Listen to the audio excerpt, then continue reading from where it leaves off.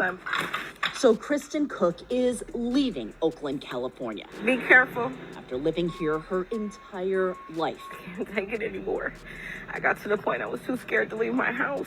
Now they're carjacking people at stop signs. And my son is about to start driving. The fact that I am being pushed out because I emotionally can't take it anymore is horrible. Liberal progressive policies strike again. This time in the city of Oakland, In-N-Out Burger, which is a great burger joint, by the way, on the West Coast. When I went to California a couple years ago, I had to get an In-N-Out Burger. Well, they're closing their only store in Oakland because of the high crime. In-N-Out Burger has never closed a location until now, and it's because of the crime in the inner city of Oakland.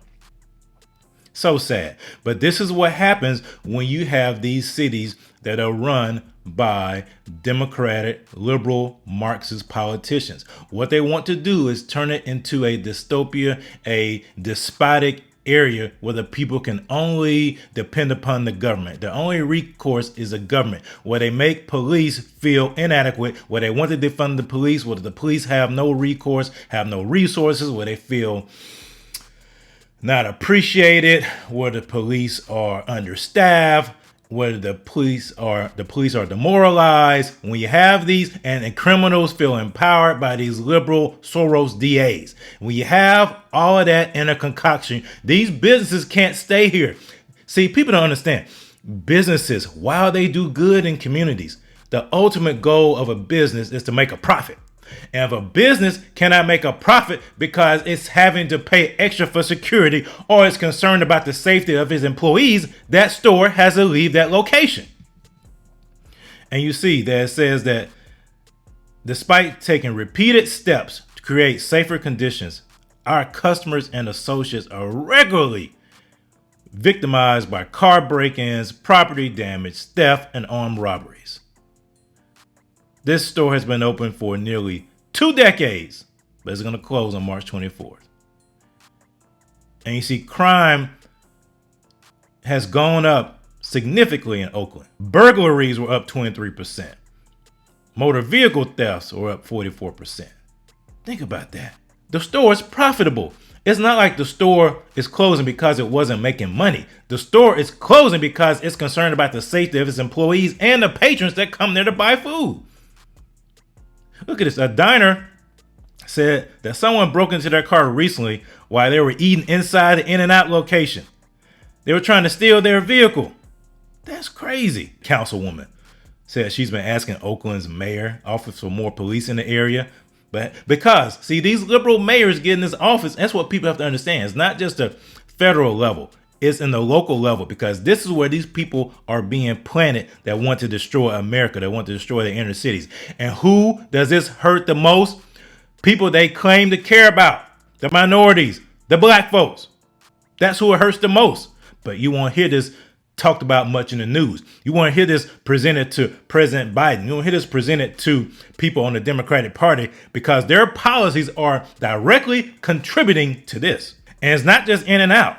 Starbucks, Target, and other stores have closed in Oakland. It's really sad, really sad. Target said in September that it was closing 9 stores in major cities across 4 states because of theft and organized retail crime, smash and grabs. And it's so sad because you have residents living in the city of Oakland and they're living like they're in a war zone. For me and my son, especially my son. So Kristen Cook is leaving Oakland, California. Be careful. After living here her entire life. I can't take it anymore. I got to the point I was too scared to leave my house.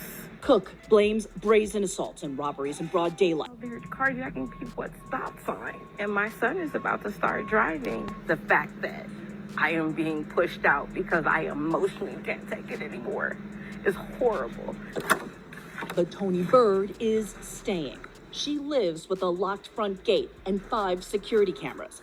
Bird says Oakland police recommended steel braces for residential doors and air horns. The idea is if you set it off, your neighbor would hear it, set theirs off, and more people are alert that there's danger. Her neighbor across the street, 60-year-old retiree Dave Schneider, was shot to death in June, trimming his front tree during the day. He died as Bird and other neighbors tried to save him. I'm not looking for the perfect, safe place. I'm looking for a place where the elderly, women with children aren't targeted. I think we can all agree that that needs to change. And so I feel like it will change, and that's why I'm staying. Found everything you're looking for, okay? But staying open gets tougher every day for Troy Welch, owner of Laurel Ace Hardware. There's about 6 of them that comes in.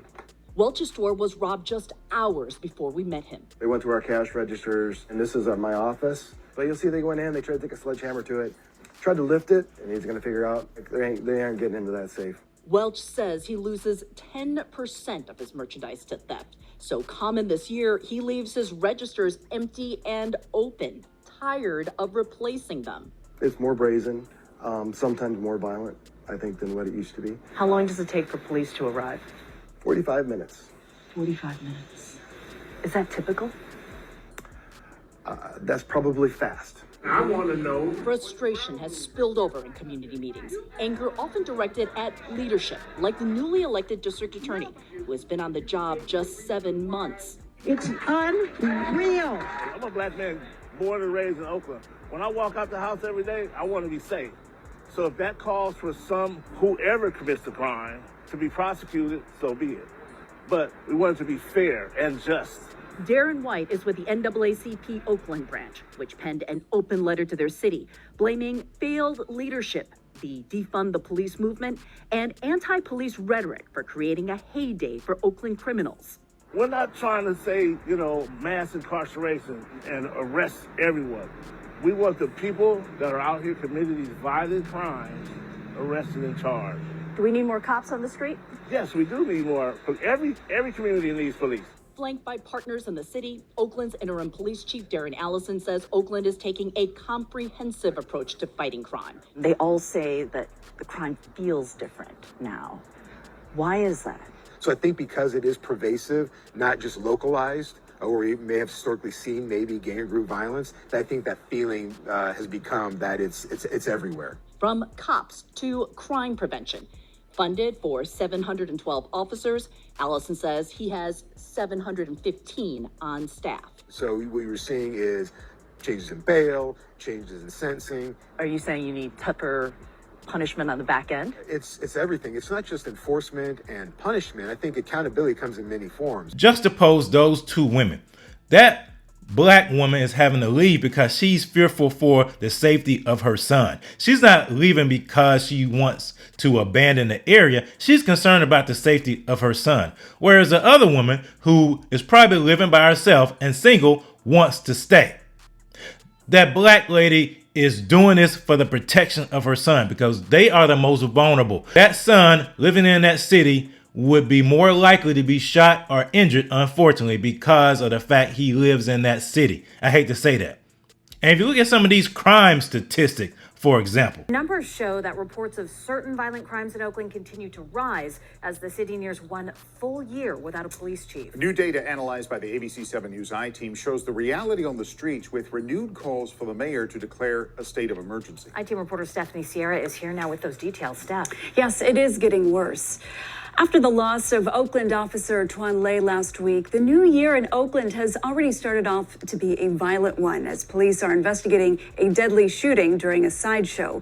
So tonight we're putting all the latest crime data in context for you as the mayor is urged to declare a state of emergency. As Oakland is nearing a full year without a police chief, certain violent crime and property crime is rising. New data analyzed by the ABC 7 News I-team and released in the latest citywide crime report as of late December show robberies are up 38% from 2022, but when compared over the last decade are actually down slightly. Burglaries are up 23% and stand out to be at the highest rate we've seen since 2013. Burglaries towering over the last spike seen in 2019, with nearly 15,000 reported to more than 17,000 reported in 2023. And motor vehicle thefts steadily rising since 2020. As for homicides, there were 92 in 2013, and that went up to 126 last year. All of this comes as residents demand a state of emergency. It's just chaos. And the city of Oakland just cannot afford the chaos. Retired Alameda County Judge Brenda Harbin Forte was removed from the Oakland Police Commission by Mayor Shane Towle. She says a year without a police chief is unacceptable. I like to say that this mayor has blood on her hands, and we just can't afford to have her in office any longer. In September, Mayor Towle said she would declare a state of emergency if a new police chief is not selected by the end of the year. Instead, last week she rejected the 3 recommendations made by the police commission, delaying the process until March. It's been just a laziness and a lack of urgency to get a new police chief to restore public safety to Oakland. Seneca Scott, the executive director for Neighbors Together Oakland, who's also pushing to recall the mayor, says the delay in the search is costing taxpayers. Our mayor spent over $100,000 on consultants over this process, which has only continuously been delayed. The I-Team asked the mayor's office how much money was spent on consultant fees for the ongoing search for a police chief, but we're still waiting to hear back. Now, speaking of cost, Oakland is also ranked as one of the U.S. cities with the highest cost of crime per capita.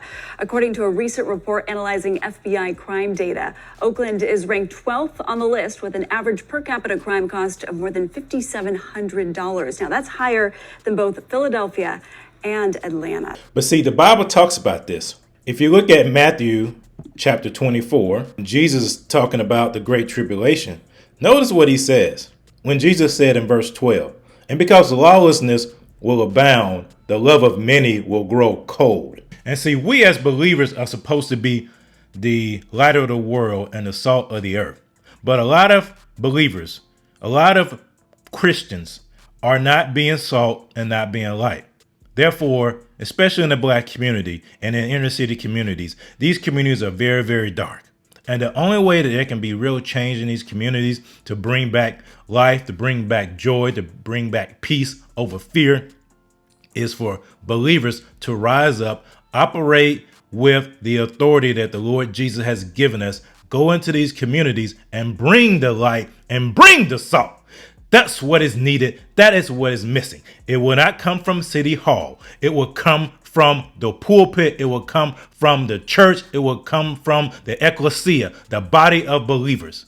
I'm praying for the city of Oakland. I'm praying that churches out there will band together, rise up, and take their community back. But because this is dangerous, and this is what the Democratic, liberal, Marxist policies produce. They produce a dystopian environment to where the people are in constant victimization and in constant bondage. But I'm here to tell you, citizens of Oakland, you're not victims. You are empowered for greatness. And so these stores are going to leave more and more. You're going to see more and more stores deciding to shutter their doors and leave these cities because they cannot continue to sustain this. It's sad to see.